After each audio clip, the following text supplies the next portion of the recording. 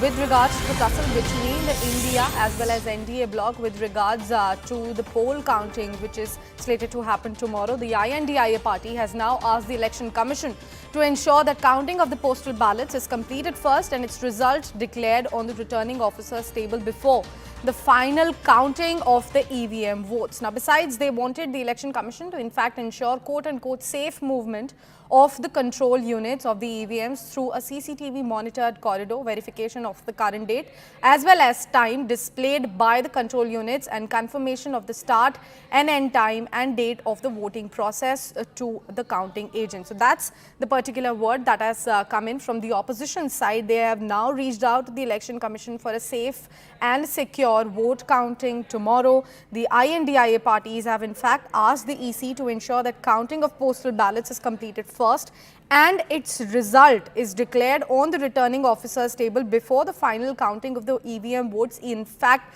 begin. We have CNN News 18's Payal Mehta also joining us on the broadcast to help us put that into perspective for all of our viewers. Payal, a very good morning to you. There is a word coming in from the NDA side as well. They have also, I believe, reached out to the Election Commission with regards to the counting. What is exactly that word? Well, good morning, Sakshi, to our viewers and to you as well.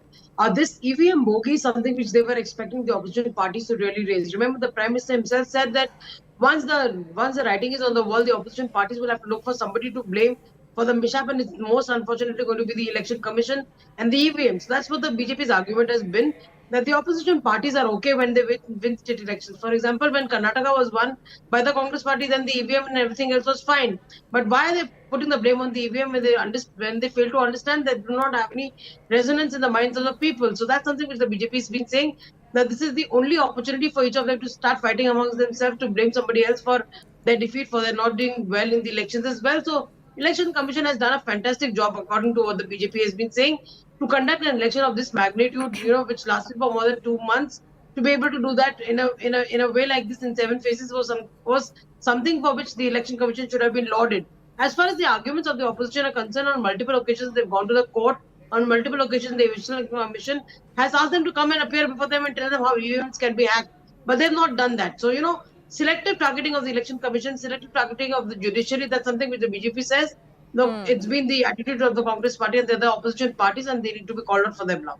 Right. Payal, please stay with us. We have our senior editor Pallavi Ghosh joining us live on the broadcast as well. Pallavi, a very good morning to you. Ever since the elections wrapped up, we saw opposition actually boycotting the exit poll. They have their own separate tally when it comes to the exit poll. We were expecting the EVM issue to come into the picture, but yesterday we heard from Ajay Makan. He sort of blamed that the counting agents are not being allowed. And now this is something new that is coming in. They are now expecting EC to follow all these things that they have mentioned to them.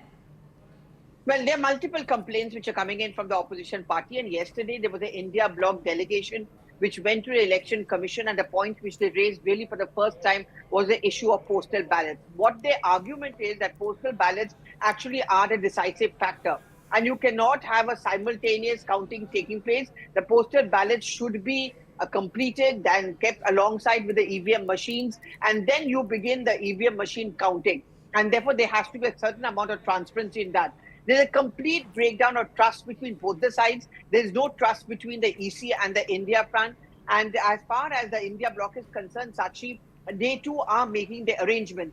You will see in every part of the country, outside key booths, they have volunteers who have been made to sit, and they are going to be manning, and they have been manning through the night to ensure that EVM machines or the storerooms are not opened up.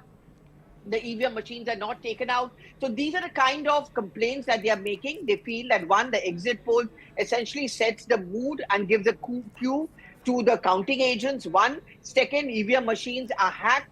Third is then, of course, the postal ballot issue that they are raising. And they also fear that the entire counting procedure will not be transparent.